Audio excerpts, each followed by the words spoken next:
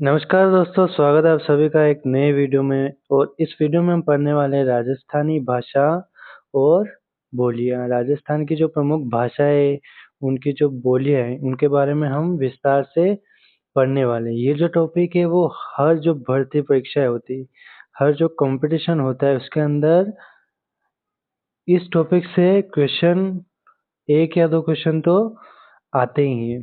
तो इस टॉपिक को बड़े ही ध्यान से पढ़ना है और पक्का करना है।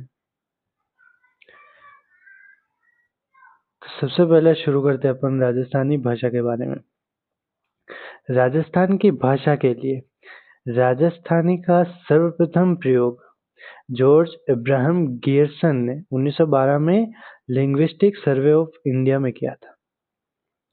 जो राजस्थानी शब्द है राजस्थानी भाषा के लिए, उसका जो सर्वप्रथम प्रयोग किया था वो किया था जॉर्ज इब्राहिम गियर्सन ने 1912 के अंदर अपनी लिंग्विस्टिक सर्वे ऑफ इंडिया के अंदर। उद्योतन सूरी ने अपने द्वारा लिखित जो ग्रंथ था कुवलय माला, उसके अंदर 18 देशीय भाषाओं का उल्लेख किया। उन 18 देशीय भाषाओं में अपनी मरु भाषा भी थी, जिसे हम राजस्थानी भाषा या मारवाड़ी भाषा भी कह सकते हैं। उद्योतन सूरी ने भी मरु भाषा का उल्लेख अपनी कुवलय माला में किया था। अबुल फजल है जो आईने अकबरी है इनकी, अबुल फजल की आईने अकबरी में इन्होंने भी मारवाड़ी भाषा का उल्लेख किया है। इसके बाद आता है राजस्थानी भाषा की उत्पत्ति। राजस्थानी भाषा की उत्पत्ति 3 अपभ्रंशों से मानी जाती है। कितने? 3। पहला है शोरसेनी अपभ्रंश, नागर अपभ्रंश और गुर्जर अपभ्रंश। ये 3 अपभ्रंश है जिससे अपनी राजस्थानी जो भाषा है उसकी उत्पत्ति मानी जाती है। अब एलपी टेसीटोरी जो है उन्होंने राजस्थानी भाषा की उत्पत्ति गुर्जर अपभ्रंश से मानी है। किससे? गुर्जर अपभ्रंश से, एलपी टेसीटोरी ने। इसके अलावा डॉक्टर मोतीलाल मीनारिया, कन्हैयालाल, माणिक्यलाल वर्मा, इनका भी यही मत था, यानी कि इन्होंने भी यही माना कि जो राजस्थानी भाषा है उसकी उत्पत्ति गुर्जर अपभ्रंश से हुई है।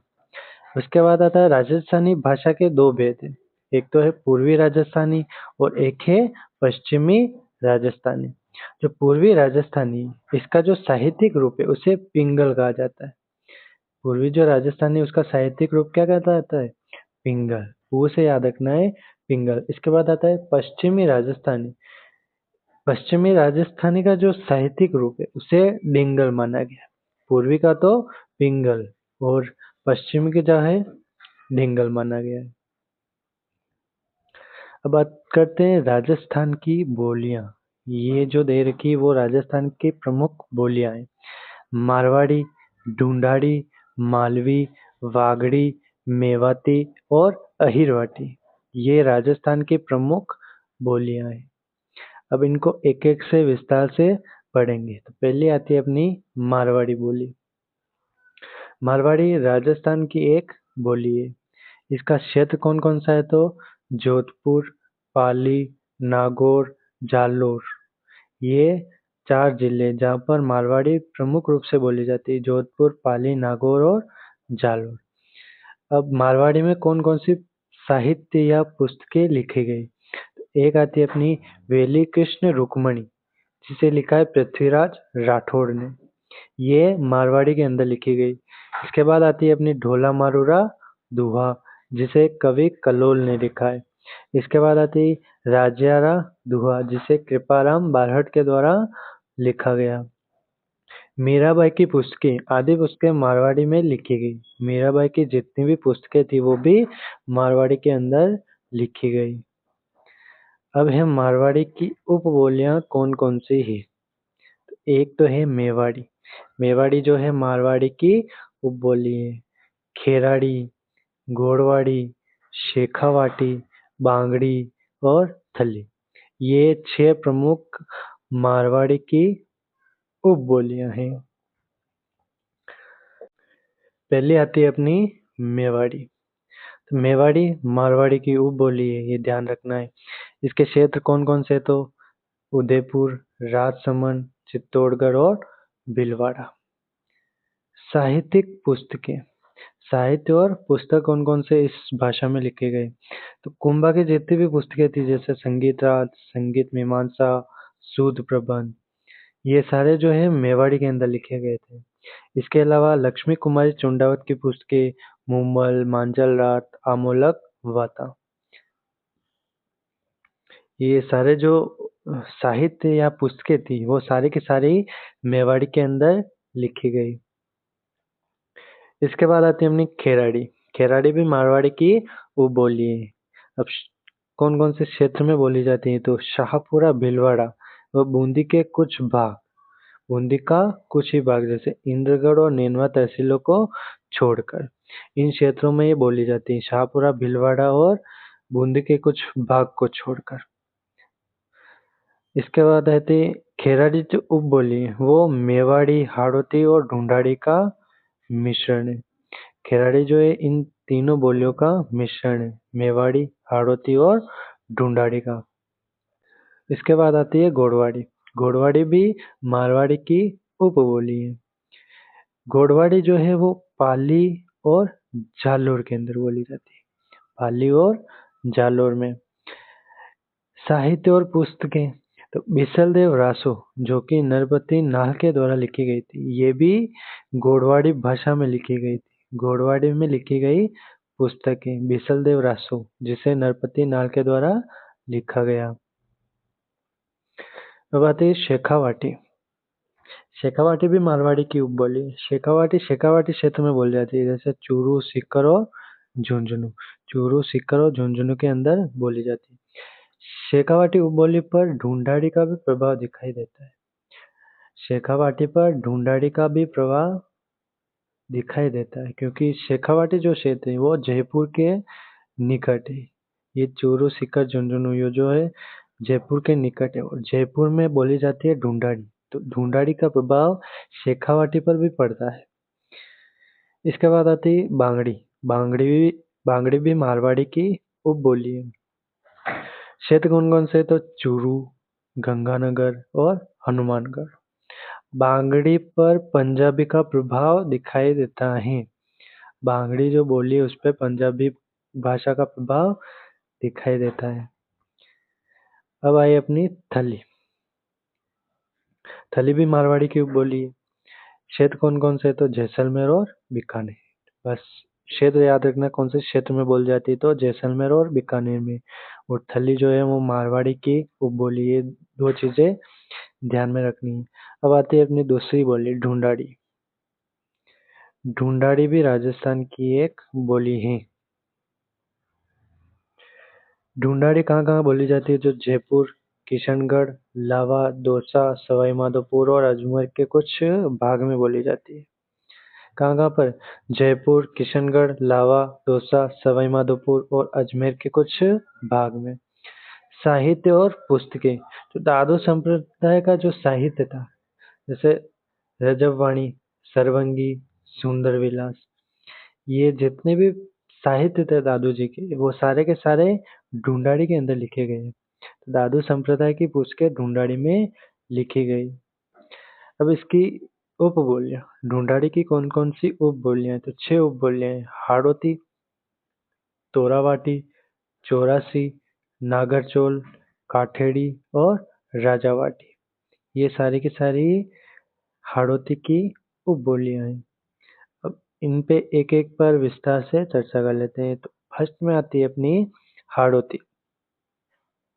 हाड़ौती ढूंढाड़ी की उपबोली है और इसका क्षेत्र जो है वो हाड़ौती क्षेत्र यानी कि कोटा, बारा, बूंदी और झालावाड़, इन जिलों के अंदर हाड़ौती बोली जाती है। साहित्य और पुस्तकें, तो सूर्यमल मिश्रण द्वारा, सूर्यमल मिश्रण की जो पुस्तकें थी जैसे वंश भास्कर, रामजन्म जाट, वीर सतसई, ये जितनी भी पुस्तकें थी वो हाड़ौती के अंदर लिखी गई थी। इसके बाद आती है तोरावाटी। तोरावाटी भी ढूंढाड़ी की बोली है। तो तोरावाटी जो है सीकर और झुंझुनू के अंदर बोली जाती है। कांतली नदी का जो क्षेत्र है सीकर और झुंझुनू, वहां पर तोरावाटी बोली जाती है। अब है चौरासी। चौरासी भी ढूंढाड़ी की उपबोली है। वो चौरासी जो है वो शाहपुरा जयपुर के अंदर, जयपुर के जो शाहपुरा है वहां पर, और भाग में टोंक के कुछ भाग में चौरासी बोली बोली जाती है। नागरचौल, नागरचौल भी ढूंढाड़ी की उपबोली है। नागरचौल जो है वो टोंक और सवाई माधोपुर के अंदर बोली जाती है। इसके बाद आती है काठेड़ी। काठेड़ी जो है जयपुर के दक्षिणी भाग में बोली जाती है, जयपुर के दक्षिणी भाग में।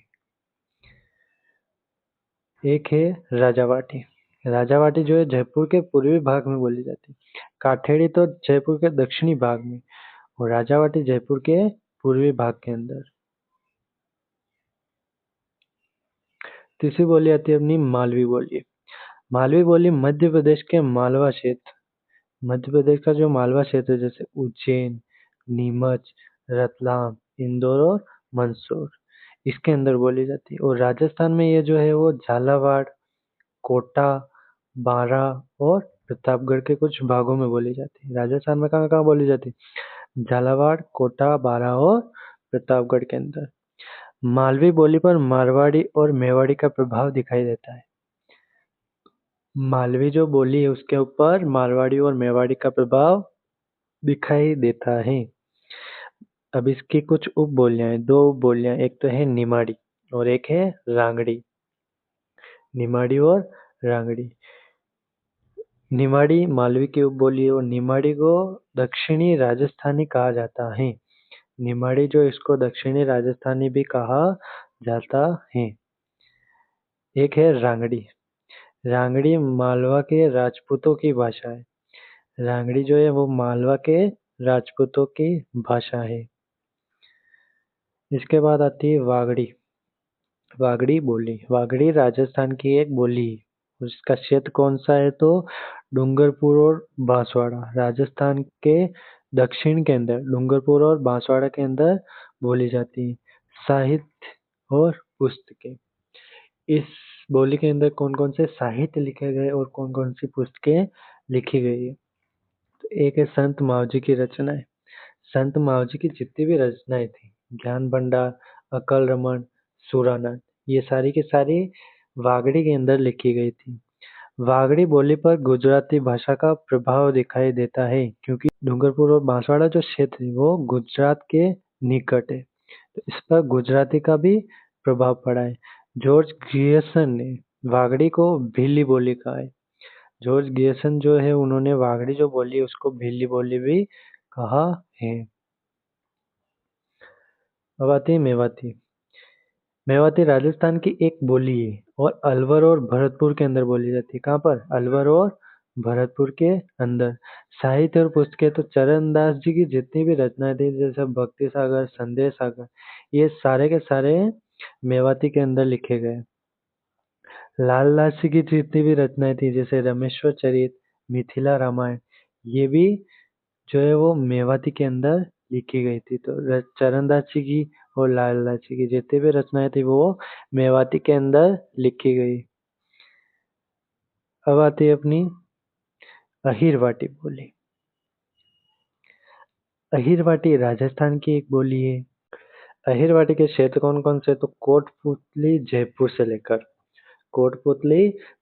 लेकर बहरोड अलवर तक ये बोली बोली जाती है। साहित्य और पुस्तकें तो भीम विलास, शंकर राव के द्वारा लिखित भीम विलास, ये अहिरवाटी के अंदर लिखी गई थी। इसके अलावा अली बख्शी ख्याल जो नाटक है, अली बख्श के द्वारा लिखा गया, वो भी अहिरवाटी के अंदर लिखा गया। तो ये सारी वो बोलियां और उनकी उपबोलियां थी जो कि एग्जाम की दृष्टि से बहुत ही इम्पोर्टेंट है। हमने इनके बारे में, इनकी उपबोलियों के बारे में, इनका जो क्षेत्र होता है, कौन कौन से साहित्य इन बोलियों के अंदर लिखे गए, उन सब के बारे में हमने पढ़ा। इस वीडियो में इतना ही। मिलते अगले वीडियो में किसी नए टॉपिक के साथ। धन्यवाद।